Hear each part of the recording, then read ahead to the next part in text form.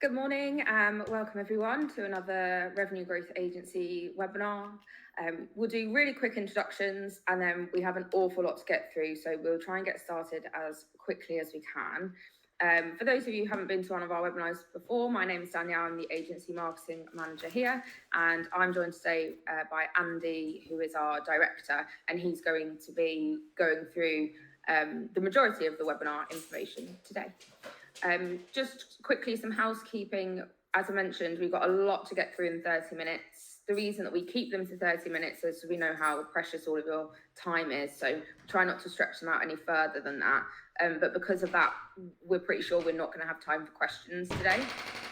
So if you do have any questions, either write them in the comments or come back to us after the webinar's finished, and we will answer every single one that we receive.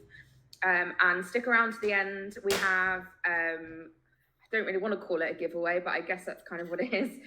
We've got some really exciting opportunities for you guys at the end of the webinar that Andy is going to touch upon. So stay tuned and I'll hand it over to Andy. Thanks, Danielle.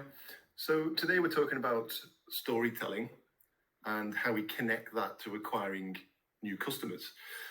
Let's just take a step back and work out why we're doing that and why that's so important. First things first is that luxury brands like you guys can't really experience dramatic growth without focusing on new customers. Now, if you're an emerging brand, it's getting your new brand in front of people that don't know you, that need to become accustomed to you and understand all about your why and why you exist. For existing brands or more developed brands, the challenge is more to do with, yes, people may know you, but it's how do you then engage them and how do you then make customers out of them? So how do we do that? Well, one of the best ways I always find to move forward with a challenge is to look back and see whether that problem has been solved before. And one of the greatest storytellers of all time, of course, was Disney. And sorry if I ruin this for any Disney fans on here, but there is a 7-stage process to their story writing. It's a framework that they follow, and that's worked for them over the last 100 years, and it's in every single film. So next time on the weekend, if you're watching the Disney film, think about this 7-stage process and how it fits. I've given one example here as Cinderella, but first things first, let's look at the 7 stages. So generally, we have a character. Generally, they're the hero. These stories can get complex, but this is the basic system. And that character has a problem, and they meet a guide. And the guide gives them a plan and how to action that plan. And that helps our hero character avoid failure. So the pain point helps them navigate around that, despite the attempts of our baddie or the antagonist at thwarting any progress. And then the last stage is that they are delivered into the light, into the promised land, into the success of that character and of that story. So if you look at the likes of Cinderella, for example, she's our hero. The problem is the wicked stepmother and the stepsisters. The guide in this example is the fairy godmother, who gives them a plan to get to the ball, then calls them to action. Now, if you remember in the story, the pumpkin turns into a carriage and the mice turns into horses. There's the action. And that helps them avoid failure, despite the wicked stepmother and the sisters, and the fact that she loses her slipper on the way home as she races away from the ball. But despite all of that, the story tells us that Cinderella's delivered into success and finds love of her life and lives happy ever after, as in most Disney films. Now, actually, Hollywood uses this system as well. It isn't just linked into Disney. It's a very well-read, well-used system. So what we know is that the Disney storytellers are absolute perfectionists at connecting 2 things, which is the audience to the core of the message. And the framework is what helps us get to know the characters and delivers us along the journey with them to the conclusion of the story. So you're probably thinking, what's that got to do with luxury brands and how we use storytelling to connect customers? Well, we've got an easier job. The story writers over the last 100 years of stage and film and Disney have got to navigate through very complex stories and very complex narratives. As luxury brand marketeers, we don't. We just need to do 2 simple things. in brackets. One is that we need to understand what our brand story is, and we then need to connect that to desire. Because ultimately, your customers, if we look at the next slide as how we do that, don't need your product, they desire it. That's the difference. I think a lot of and we'll come on to some of the mistakes in a second, but if we just go back to that formula, a lot of marketeers have forgotten a little bit about, particularly in the luxury space, about how those two things are so important to target new customers. They are what stop people in social feeds. If you connect those two things together, they are what keep people in cinemas for longer, reading books for longer. Just the story, narrative, and the desire connected together is the absolute golden territory for growth. And I know some of the audience today, from a combination of big brands all the way down to small brands, it really doesn't matter what stage of growth you're in. Those two things are just as important for the likes of Nike and just as important for startup brands that are sort of just about to kick off and just about to start. So how do we do that? How do we connect that brand story? First of all, find it. How do we find that story? And how do we connect that to desire of the target audience? So I'm going to show you that in the next sort of 10, 15 minutes. But first of all, over the last 20 odd years, 23 years now of working with luxury brands, there is some challenges that I've noticed that seem to be commonalities between each brand, whether it's a small brand or whether it's a larger brand. And they normally sit into 6 separate categories. And this is the 6. So while I'm going through them, have a think whether or not you guys touch on any one or all of these 6. The chances are that you do. And I'm going to give you some solutions of how we can navigate around them. First of all strategies are focused too low down the marketing funnel. And this is kind of linked to the next point, which is performance marketing has become this channel that has removed brand from it. And if you think of your brand as a little bit like a balloon that's left in the corner of the room, over the days and weeks and months, the air slowly seeps out of that. And what brand storytelling is all about is putting air back in that balloon, and in fact doing it at a rate where the balloon grows and doesn't shrink. That's what we as marketeers need to do. But performance marketing has led us down this route where we are focused purely on spend £1, get 5 back, spend £1, spend 10, get 10 back. And we sit in boardrooms and somebody in the marketing team dares to say, maybe we should do some display ads and get our brand out there, and you get, 3 or 4 grand off the board to go and spend on brand, and then we realize that it doesn't really work and the ROAS is terrible, it's 3 times more than brand, and so we sort of put it back in the bin. And what's happened is most brands have followed this sort of race to the bottom, and they're doing lots and lots of really high quality ads at the bottom of the funnel that are converting at really high rates, but it leads to a ceiling that they can't get past, because they're not putting new people, fresh people into the funnel all the time and allowing that balloon to grow.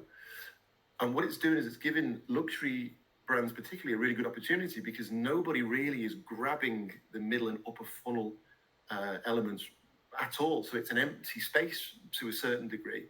You've got your big boys like your Nike and Under Armour and those sorts of people doing it really well at the minute. But apart from that, it doesn't have to be an expensive place to go and swim in, sort of a thing. So what I'm trying to do today with this content is to say, let's spend a bit more time higher up. The other challenge that I want to move away from to help us get away from sort of just having this performance marketing approach to everything is to start using the term performance branding. So in some of the content that we do, we're starting to talk about this as a narrative now in our own business and get that out there to try and get people used to thinking about, right, let's not forget about branding. Let's not ignore performance. We need to drive high ROAS, high returns, but it needs to be seen as part of a bigger picture rather than just elements of that bottom funnel. Now, this third one is controversial, so hold on to your seats, guys. A lot of brands that I see rely on promotional activity or seasons, and this is a symptom of a lack of focus throughout the rest of the year on acquiring new customers. Now, this is the controversial bit. Black Friday, Cyber Monday really, in my opinion, shouldn't be a big contributor to revenue for brands that are of high order values or even just over $100, £100, €100 sort of territory and beyond. A lot of the work throughout the year should really have been done before you get to that point. And what Black Friday Cyber Monday should be used for is old, the classic retail stuff that we used to do 25 years ago, which is get rid of old stock, old lines. That's what should go in. Certainly not discounting site-wide top value products. So I understand we need to very slowly migrate away from that. I get that, but yeah, we just need to be thinking about how we sort of treat that a little bit differently. And I'll come back to this phrase in a minute. Once a discount customer, always a discount customer. So if your average order value is £500 and you give 50% off site-wide on Black Friday, you've acquired a load of customers that can afford a £250 product, not a £500 product. So they remain a one-off customer, so have a really low LTV, or they wait until you go to sale. And that is a bit of a race to the bottom because you think, oh, we need more revenue. Tell you what, let's drop our prices. And then you get more revenue and you think, wow, this is amazing, until we all realize that actually our gross margin's gone from 65% down to 35%, which gives us some problems. Too much of a focus on ROAS. So because of the performance marketing narrative that brands have been running with, that we are obsessed with ROAS, and ROAS only really applies to bottom funnel, which links into first position. If you're running top and middle activity, ROAS should not be a metric. It's much more about engagement and what people do when they see the ads, rather than ROAS. And then the last sort of topic really is that generally speaking, there seems to be a disconnect between what brands do on TikTok, what brands do on Meta, what brands do in the search landscape, what's happening on their organic listings, do they do affiliates? It all seems to be a certain degree disconnected. And what should happen is you have a central content theme, then you create the assets and the tone and the language and everything else from that gets divided into channels. So if someone approaches your brand via TikTok, the story and the messaging and everything else is exactly the same as they get through Meta, from a branding perspective for sure. The only difference is a different platform. You need to create different creatives specifically for TikTok, for example, rather than just having one size fits all. But the idea is you have this one central theme. Now, Rafa, who are a cycle and clothing manufacturer, they have this one central theme and they call it, it's not just a ride. And so it starts to conjure up the thoughts of, oh, wow, okay, interesting. It's all about the community and meeting up on a Sunday with your friends and getting out there. And if you happen to wear a Rafa gear, great. But actually, that's not what their sort of storytelling is all about. And they do that really well. And it's the same for Nike at the top of the market. Just do it. Just get your shoes on and go out. We're with you. We're right underneath you, and we'll carry you around the course as best we can. Doesn't matter whether you're going to do half a mile or the London Marathon. So have a central theme that then gets broken out into your messaging and what you do with that. So how do we do this? So you need to first of all find your brand's why. So Simon Sinek talks a lot about this, finding all about your why, both from a brand and an individual perspective. And we need to then connect that with the desire. So this is what we're going to call brand storytelling for the purpose of this. So it's that formula again, connecting brand storytelling with your audience's desire. And this is how you do it. 6 stages. I'm going to talk you through each. Now, this would be a great thing to do later on today or in the week or next week when this is fresh in your mind with your team. So gather all your team together, put them all in a room and work through these one by one. And really an hour or 2 is all you're looking at. This is not a huge, task that you need to set aside a whole day or a whole week. Just make baby steps with this sort of stuff, because what tends to happen is brands look at something like this and okay, how do we do storytelling? What is our brand? What are we all about? And they get sort of bogged down. My advice is always just take little baby steps. And the first baby step here is audience. So what we do with clients is we will find, based on their data, whether it's GA or whether it's their own back-end data in Shopify, Magento or whatever, we'll find the most profitable segments and look at what the demographics are attached to that. It's a really good place to start, so that we know that, because a story is a connection, really, is a one-on-one connection, really, if you think about it. It's a story that's targeting a new customer. That's a one-on-one segment, although it happens many millions of times, we hope. But we've got to try and understand who we're talking to and who we're aiming at with our stories. So find out what the most profitable segment is. And what we actually do is just send a quick questionnaire out and try and work out what their desire is. What is it that makes them buy your product from your existing customers?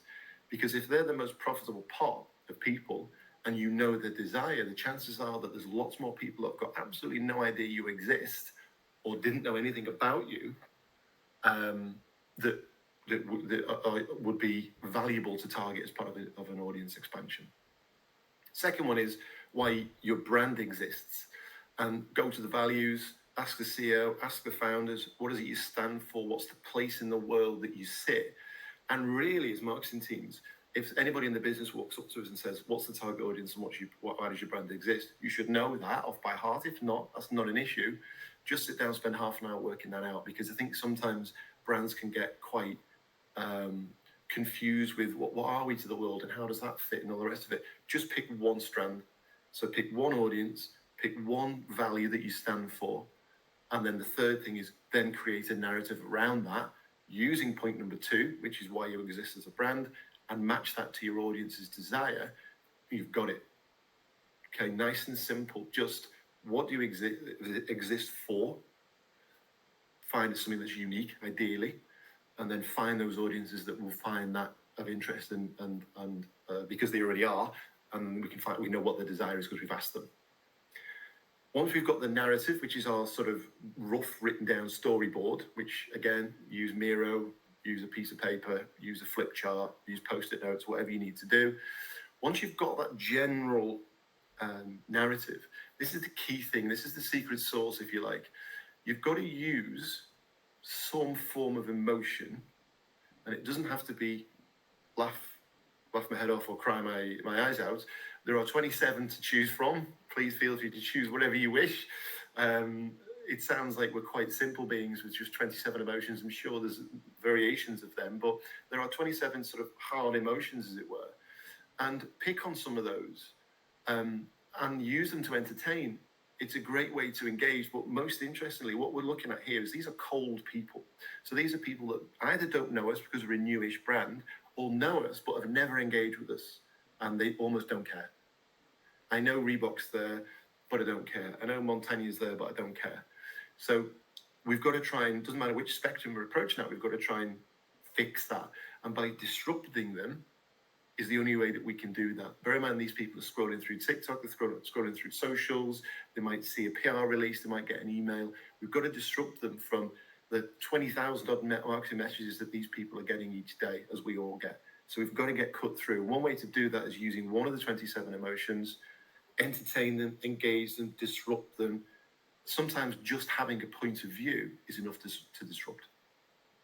Brands these days don't seem to want to have an opinion on something, or they don't want to position themselves in a certain way, but just find something slightly unique and that will get the cut through that you wish. Then check that it's not a feature-length film. We don't need to rewrite Cinderella. We don't need to write Scorsese's latest masterpiece.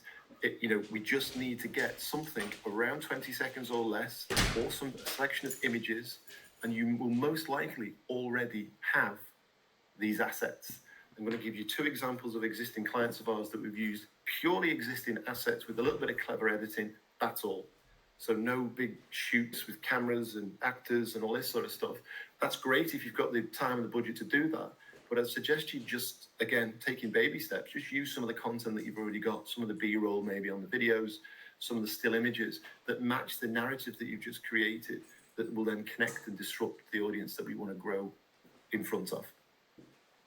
And then lastly then, channel. Channel's always the last thing that you think about, not the first. Because channel relates all the way back to audience. It's pointless creating an amazing TikTok piece because everybody's talking about TikTok, but your most profitable audience and where they build the desire or sort of fulfill a desire is not on TikTok. You're kind of wasting your time with TikTok, even though everybody's on TikTok. So just bear those things in mind. So audience, why you exist, create the narrative, add emotion, make it nice and simple, straightforward, and then think about channel. What you'll get from it, and I'm going to give you 2 examples in a second of following those exact steps we just mentioned. What you'll get from it is it will start to move you away from the traditional approach to performance marketing and move you towards our new performance branding way of thinking, which incorporates some branding with our performance. it'll give you a full funnel approach. Now, I think, Danielle, we're going to plan to do what a full funnel approach to include storytelling is. I think maybe in the next webinar, I want to speak out of turn, you're the boss on that one. But I think at some stage we'll do that, because it really sort of gives you an example of, okay, so where do we position this new storytelling creative, and where do we put it in our mix as it sits at the minute? So stay tuned for that. So yeah, you should have a clear top, middle, and bottom. So a good test is go back to your marketing teams or go to your agencies and say, where in our meta account can we see top of funnel activity clearly labeled? So when we do it, we write TOF, MOF, and BOF. And so we know exactly what metrics within each of those campaigns, in each of the segments, and how they connect to a bigger content idea. We can very quickly go in and analyze that, work out what's working and what's not, and talk the clients through it. Third thing you'll get is you'll start to move away slowly from promotional stroke seasons to drive your revenue. So you'll move away from low value short-termism and much more about a full 12-month campaign and process, constantly putting air in that balloon that we spoke about maybe 10-15 minutes ago. And again, remember, once a discount customer, always a discount customer. We don't want necessarily those to be acquired en masse. They will find us over time, of course, but our focus must be on full price customers that buy 3, 4, 5 times a year and aren't influenced by sales so much.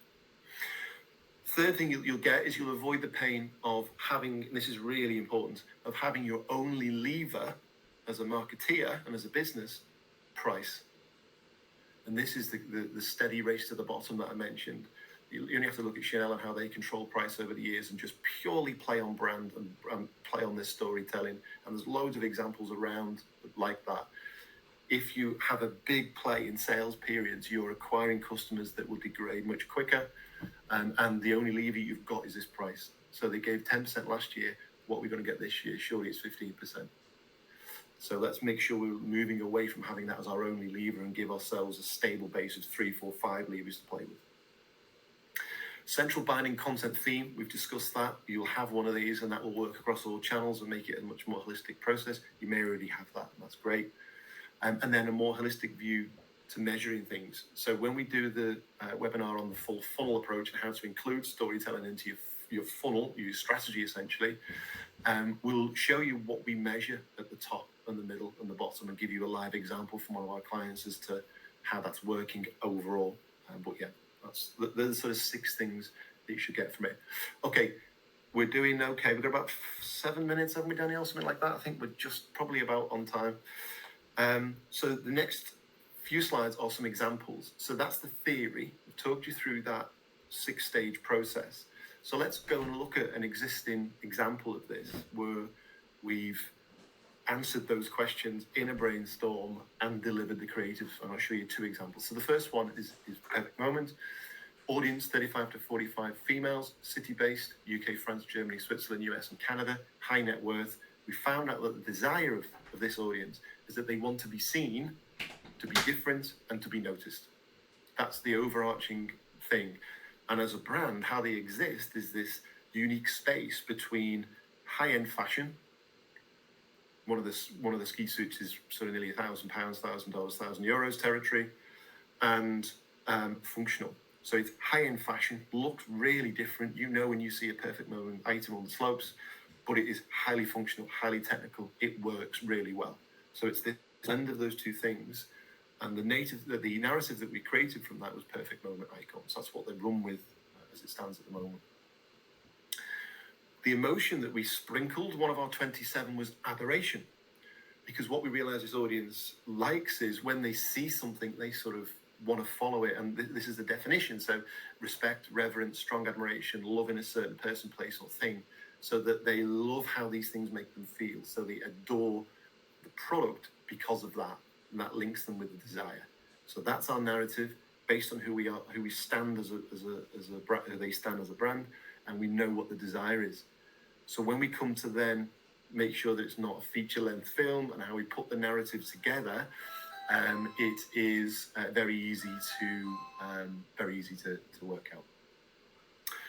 The videos are all less than 20 seconds, which is great, and in fact some of them even less than that. And the distribution channel we used primarily was TikTok, Facebook, and Instagram. And the language, we then translated that across the paid activity. So the tone and the language of the social side of it was very common with what people saw when they searched for the brand or the product in the shopping feeds and in the paid side of it. And this is what we produced. I'm hoping that you can hear the content, the sound as well.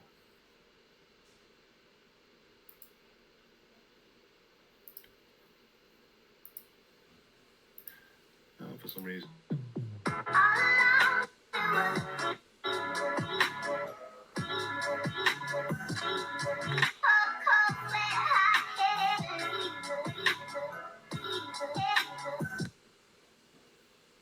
So obviously we've got a slight issue on the buffering there, but you get the idea. So this one here, when we send the slides out, you'll get the playback on this. But when you get it back, you'll see that this particular one, and again, this is all B-roll, this is stuff that they didn't use. It was on the sort of cutting room floor, as it were. So this is somebody positioned in the house, ready to sort of go out onto the slopes. And it positions that person as looking very different, which ticks the box of the brief. And the one on the right-hand side you've just seen there as well was actually behind the scenes filming the actual shoot. So when you look at that, you go back over it again, you can see you'll see the camera in the shot, and we just called it the ski cam.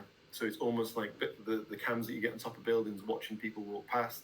And you see, as you can see in some of the slots here, excuse me, there's people just relaxing, looking extremely different. And that's the sort of adoration piece that we've ticked with that. And the other thing that came from the audience research as well is that actually looking good in après ski is just as important as looking good on the slopes. And so that's what those two videos capture quite quickly.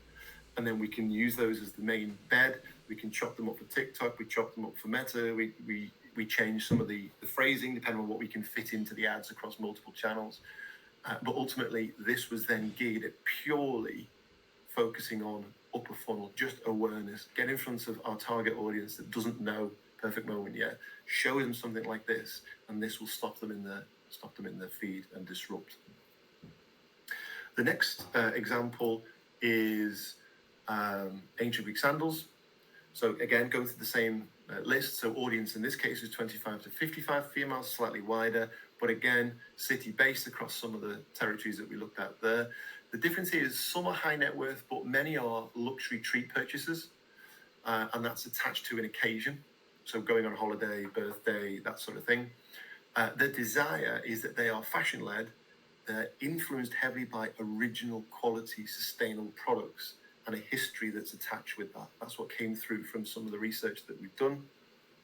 Why they exist is just that, which is perfect. So they're a historic brand, been going for many years. They use craftsmen to make the sandals, literally craftsmen, as in they bend the leather themselves and hammer the rivets in. You know, it's all very organic, which matches this audience great.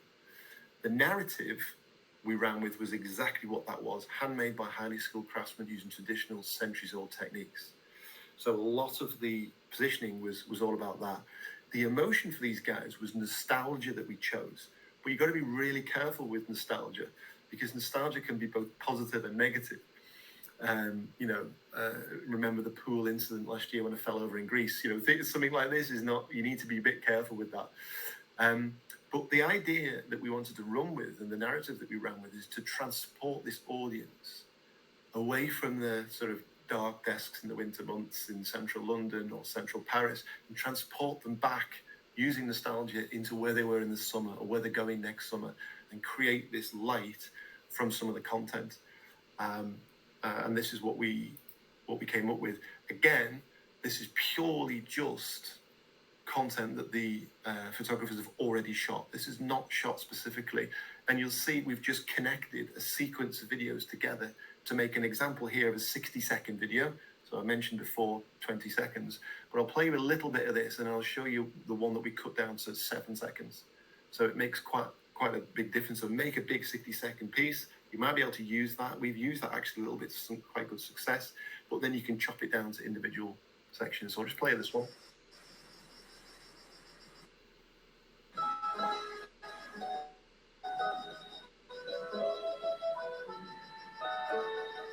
And these are just chopped down sections of different bits of video that the photographers took. You can hear the waves in the background, you can hear the sort of Greek music, relaxation, all these sorts of things come across through the video. And again, that has literally just been taken from, you know, footage that was left on the cutting room floor. And this is a 7-second ad that we created.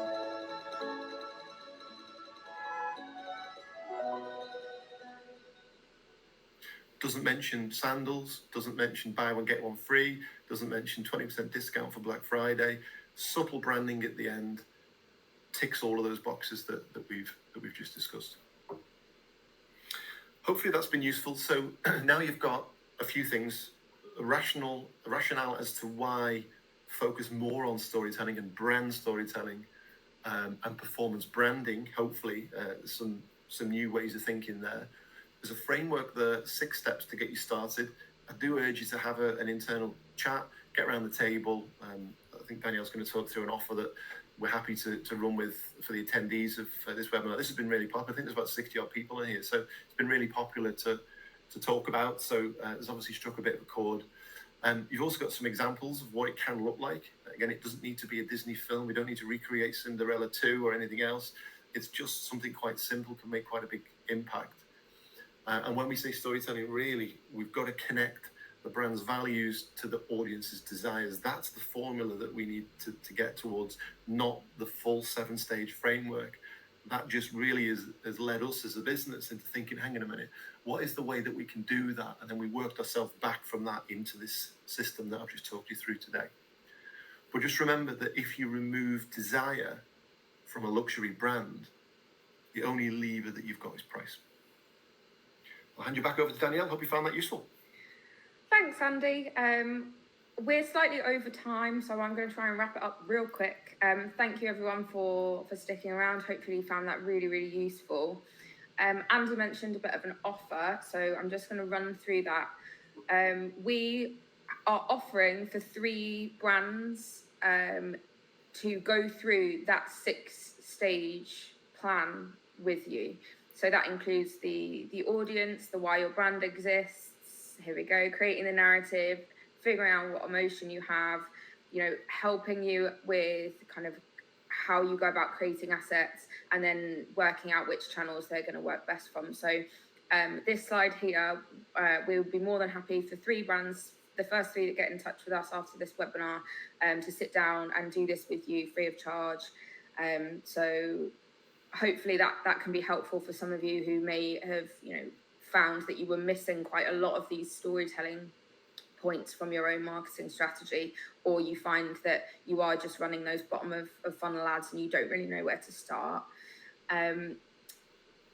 If you, again, have any questions outside of that, get in touch with Andy or myself, or send us an email. info@revenuegrowth.agency is the email to use. And we'll be following up with all of you with copies of the recordings and with the slides. So you'll be hearing from me at some point today. Thanks everyone for coming. Thanks for sticking around, and we'll see you at our next webinar. Bye.